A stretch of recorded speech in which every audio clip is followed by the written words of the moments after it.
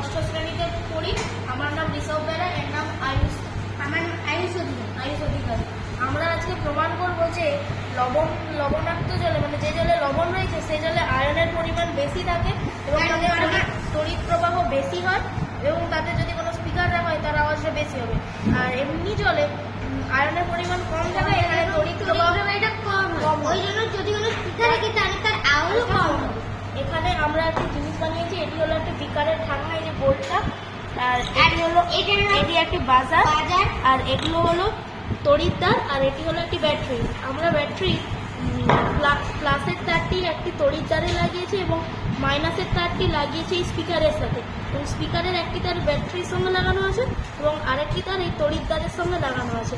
তবু আমাদের এটি আওয়াজ হচ্ছে না, কিন্তু আমরা এটিকে প্রথমে নর্মাল জলে ডুবিয়ে দেখাচ্ছি।